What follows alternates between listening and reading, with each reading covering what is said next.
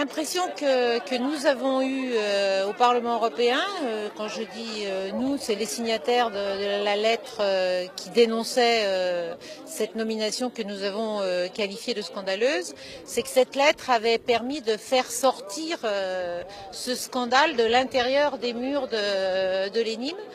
Donc à partir du moment où ces mobilisations sont un peu les conséquences de ce que nous avons révélé, il nous paraissait tout à fait normal de manifester notre solidarité. Lorsque Uribe a été nommé professeur à l'ENIM, c'est vrai que dans un premier temps on n'avait pas trop réagi parce qu'on ne le connaissait pas. Grâce au travail des différents parlementaires, la lettre ouverte qu'ils ont fait circuler, on a découvert le personnage et ça a créé l'émoi au niveau des collègues.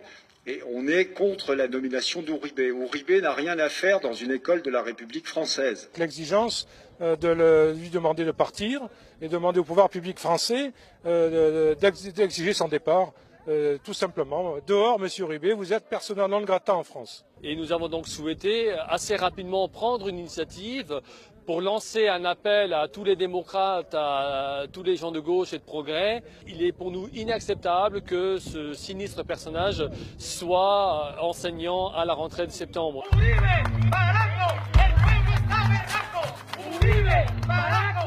Nous sommes complètement étonnés de voir que M. Uribe va entrer por ces portes. Complètement étonnés. Comment peut-être que la France, que ses élèves, ait un prof comme Uribe? Il est venu faire un pseudo-cours il y a à peu près 3-4 semaines. Le directeur avait pratiquement demandé aux élèves de venir assister de façon obligatoire à ce cours et le cours était complètement dépassé par rapport à ce qu'on enseigne d'habitude à l'école. Nous pensons qu'il a une conception du développement économique pour le moins curieuse. L'économique, ça consiste à faire massacrer les syndicalistes, à créer des fonds guérilleros pour augmenter les chiffres de sa politique. Dans un pays où le taux d'impunité judiciaire est scandaleusement élevé, puisqu'on parle d'un chiffre de 98%, ça ne nous paraît pas être un modèle pour la jeunesse de notre pays. Le directeur de l'ENIM prétend que cela rehausse le prestige de son école.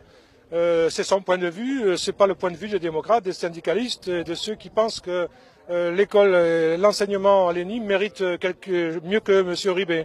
Contrairement à ce que dit le directeur de l'ENIM, ça ne rehausse pas le prestige de l'école, je pense que ça l'abaisse. Je le réclame parce qu'il a été la personne qui a poussé pour assassiner les militants de la gauche, les militants de l'Union patriotique et du Parti communiste colombien.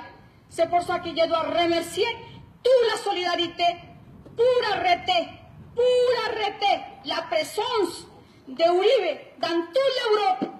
Comme ça, dans l'université des États-Unis qui a engagé il y a des mois comme prof à Uribe, la semaine passée, arrêté, a coupé le contrat et Uribe ne sera pas prof à les universités des États-Unis. Moi, à la France. Merci beaucoup. Si d'aventure et par malheur les pouvoirs publics ne prenaient pas leurs responsabilités, nous allons donc créer les conditions pour une large manifestation pour que Uribe soit interdit de séjour à l'ENIM. Nous créerons les conditions pour qu'il ne puisse pas mettre les pieds dans cette école.